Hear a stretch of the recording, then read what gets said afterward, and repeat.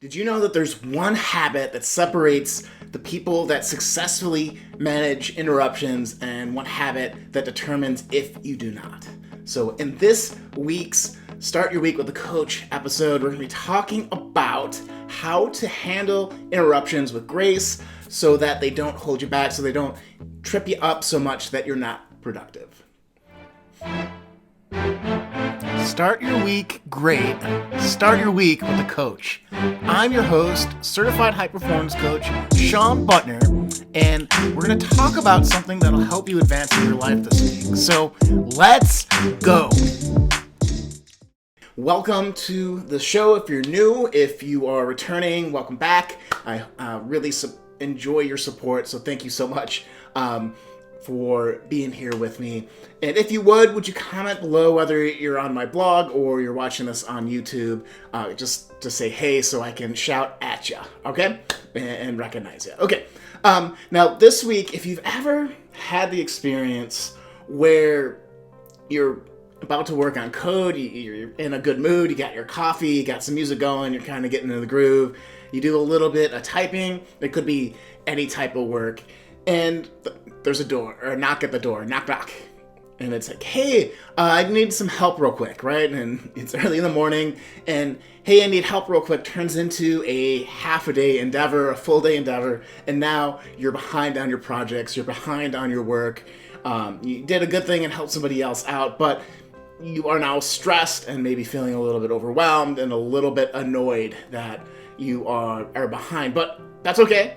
So you sit back at your desk, you know, get into that good flow state again, you're about ready to start, and then knock, the next interruption comes. And I have dealt with this in corporate America so many times. You know, people generally think that their priorities are the most important priorities. That's why it's called a priority, I think. And so they have no qualms in interrupting what you're doing and what you need to accomplish in order to get their stuff done, right? And I know that seems a little harsh, but in my experience, it's just people trying to get through the day, trying to get things done, and, you know, just part of doing business, right?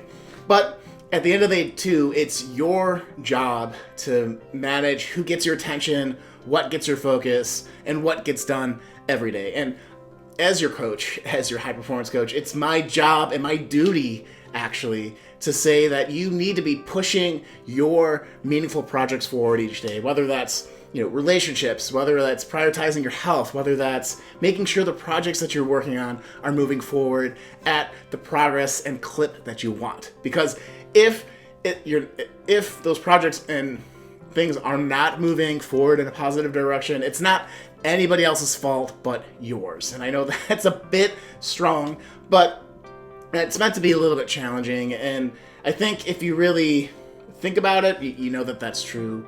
And there are strategies that can help you manage this, right? So it's not that it's your fault. It's just that maybe you need a different perspective to take a look at this, because the art of managing our attention in today's world is insane.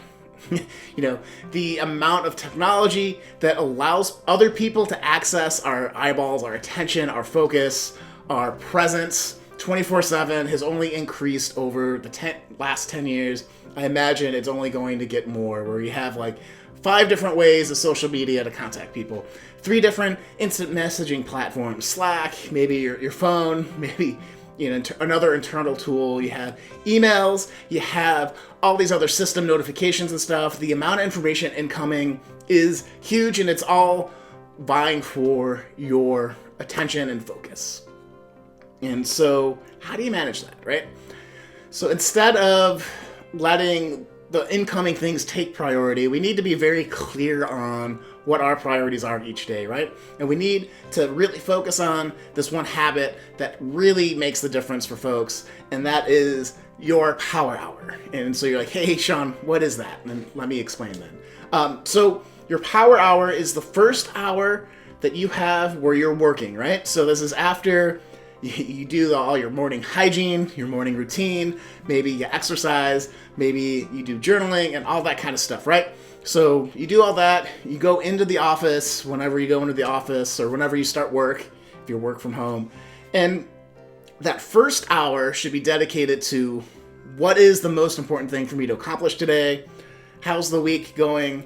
And then working on your number one priority, right? So they have that 1 hour block to do some planning and to make sure that you check off your most important number one thing that'll move your life forward, your life's work forward, your legacy forward, your health and relationships forward, whatever is most important, most pressing for that day. And you do this because for the rest of the day, if you got interrupted a bajillion times, it's not going to feel as stressful because you've moved the football forward just a little bit, right, each day. And that's all we can really ask for. But what ends up happening is you get some momentum and you make some huge strides. And then it takes you a lot less time to finish your project. And then you're available to help people. So, a lot of people are like, but Sean, it's my job to assist people, or I'm going to be held back in my job if I assist people. And I totally understand that. And if you are a weapon at what you do, if you are consistently delivering results before, or, early or on time, you'll have more time to help people. And if not, then you have to have that conversation with your boss being like, hey, I'm overloaded. You want me to help on all these other things, but I barely have enough time to do what I got to do as is. So let's have that conversation. But, that it all comes down to planning that power hour. How are you rejuvenating during that hour? How are you planning? How are you getting clear about your day? And if I, as your coach, were to jump into your day and look at your first hour of your work, is it filled with responding to emails? That's a lot of times what happens in my experience. Is it,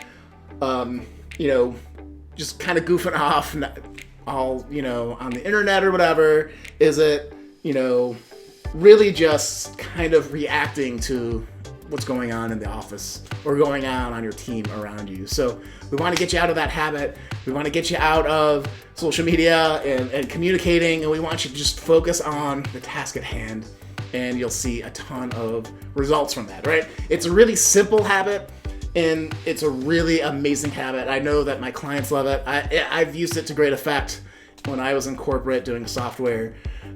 So the power hour is the first hour that you must have. And so if you like this habit and are like, what other kind of habits can help me hone my focus, help me reduce the impact of distractions, I want to let you guys know real quick that I have a PDF called Focus Like an Introvert, right? Because I'm an introvert, and all my introverted friends just love to sit quiet and read books and play music or work. They want that quiet, chill vibe while they do it.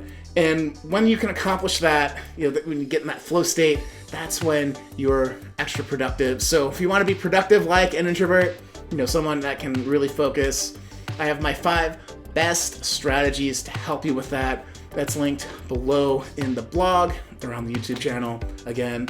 So with that said, guys, I hope you enjoyed this video. I loved doing this for you. I love this power. Tell me when you're scheduling your power hour in the comments below on YouTube, and I will encourage you. Send out just a quick, hey, great job, keep going type thing. But I want to acknowledge you for doing that commitment, because it's the people that commit to protecting, enhancing, and cultivating their focus that ultimately do great things over time, in my experience. So I hope that's you. I want to cheer you on. I want to hear about all the awesome things you guys are doing. So put those in the comments. And other than that, guys, go out there, live with more joy, more personal growth, and more impact in your communities. And this is Sean Butner saying we'll see you next week on Start Your Week with the Coach.